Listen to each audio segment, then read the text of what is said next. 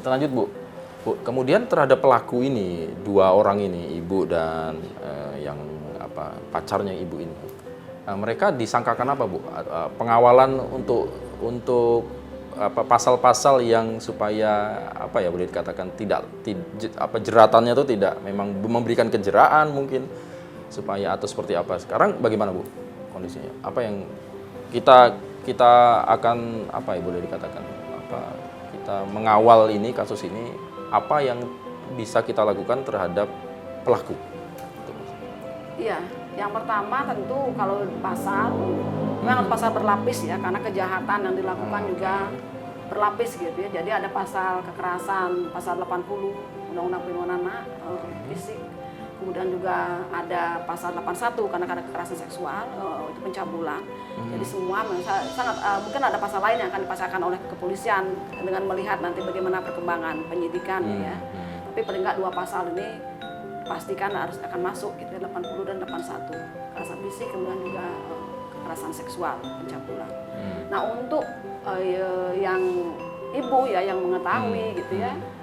Sebenarnya masyarakat juga harus tahu bahwa dalam Undang-Undang Perlindungan Anak pasal 78 itu jelas disebutkan bahwa setiap orang yang membiarkan anak menjadi korban padahal tahu bahwa anak itu memerlukan pertolongannya, itu diancam dengan pasal 87 pasal 78 itu dengan ancaman 5 tahun penjara. Ini harus diketahui sehingga setiap orang sebenarnya itu berkewajiban melindungi anak dan mencegah agar anak tidak menjadi korban kekerasan. Dan kalau sudah tahu anak itu berluka, dipukuli di depan mata, dihentikan. Harus dihentikan, harus berani mencegah masyarakat itu. Atau kalau membiarkan seperti ini ya pidana itu yang akan bisa dikenai pidana gitu. Bisa dianggap ikut serta pembiaran. Membiarkan pun ada ancaman pidana. Ada ancamannya, Undang-Undang Perlindungan Anak itu jelas mengatur itu. Baik. Nah, Bu, kemudian apa yang bisa kita ambil belajar dari kasus anak ini, Bu ya? Kemudian ini ternyata realitas kita lah. Saya nggak tahu data, tapi kalau kita melihat, saya yakin gunung es ini, Bu, di bawah sebetulnya banyak sekali kasus-kasus, dan kami melihat rilisan dari KPPAD juga menyatakan bahwa ada yang di rumah, ada yang di panti, ada yang laporan macam-macam kan, yang ini PR bersama. Nah, kita anggap aja mengambil dari kasusnya si N ini, anak ini. Apa yang bisa kita belajar dari kasus ini, Bu? Apa yang bisa kita bagi kepada masyarakat? Kemudian baik itu orang tua, keluarga, atau siapapun juga gitu kan. Supaya ini ya benar-benar menjadi perhatian bersama dan tidak ada lagi boleh dikatakan hal-hal kasus-kasus yang akhirnya anak yang semestinya dilindungi tapi justru malah kategori orang yang lemah justru malah mereka terzolimi dalam hal kayak gitu. Gimana, Bu? Apa yang bisa kita ambil dari kasus ini? Yang pertama sebenarnya untuk keluarga ya. Bagaimanapun juga keluarga adalah yang paling bertanggung jawab kepada anak. Jadi keluarga punya kewajiban besar untuk bagaimana dia melindungi anaknya. Kenapa kemudian dalam Undang-Undang Perlindungan Anak, orang yang punya hubungan dekat, keluarga terutama itu mendapatkan pemberatan hukuman. Karena negara atau kita semua pasti tahu lah bahwa keluarga lah yang seharusnya paling melindungi gitu anak itu. Ketika mereka yang melakukan kekerasan pada anak, hukuman mereka lebih berat daripada dilakukan oleh orang lain. Jadi tambah sepertiga. Kalau orang lain mungkin dapat 5 tahun, orang tua kandung atau orang-orang terdekat, guru dan lain-lain itu bisa dapat 8 tahun pidananya. Kemudian masyarakat juga harus aware. Ketika mendengar tangisan apa seorang anak, ada anak yang kita lihat lah, anak yang mengalami kekerasan itu kan pasti ada indikasi apa. Sering mendengar dia menangis atau apa. Aware lah, kenapa menangis? Paling nggak bertanya, kenapa anak itu menangis? Ada apa? Itu penting. Paling tidak kita menjadi pelopor untuk menghentikan, mencegah ada kekerasan pada anak.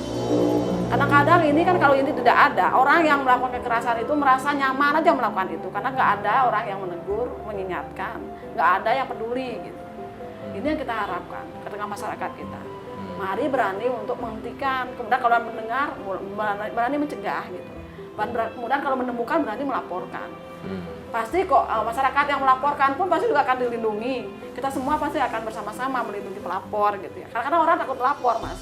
Takut melapor, malas banget gue sibuk dipanggil polisi gitu ya. Malas banget dimusuhi tetangga karena gue ngelaporin gitu.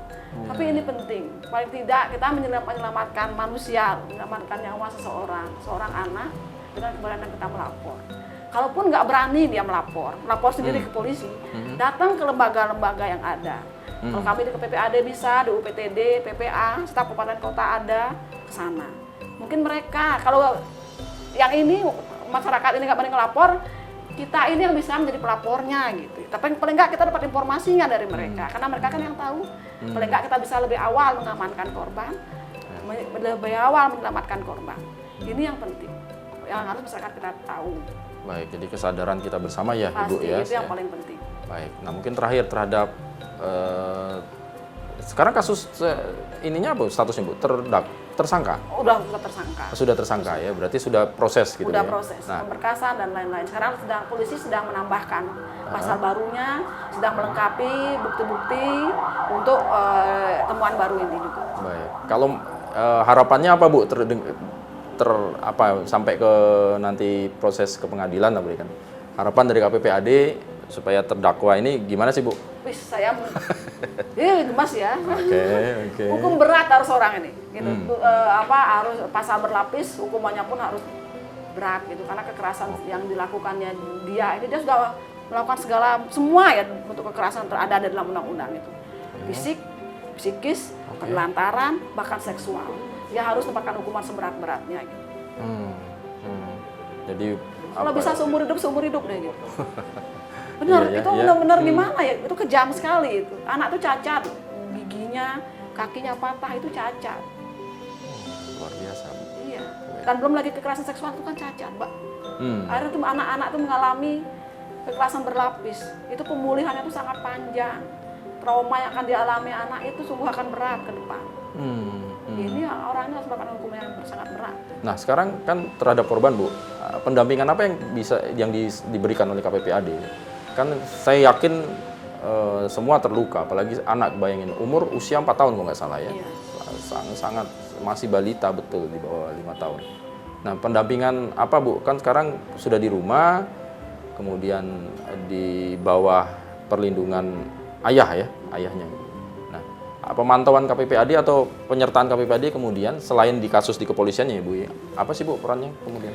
Nah, kalau kami saat ini koordinasi dengan UPTD, PPA, Kabupaten Pasar ya, karena sejak awal mereka yang mendampingi N dan juga keluarga. Kami berharap nanti pemulihannya, karena di sana nanti ada psikolog dan psikiater yang dibutuhkan, nanti mereka membantu untuk pemulihan anak. Kita juga berharap juga tetap nanti ada kontrol, pembinaan, pengawasan, bagaimana nanti anak dalam asuhan keluarganya, sehingga benar-benar nanti anak benar-benar terlindungi di sana, mendapatkan pengasuhan yang baik. Itu yang kita perlukan sekarang.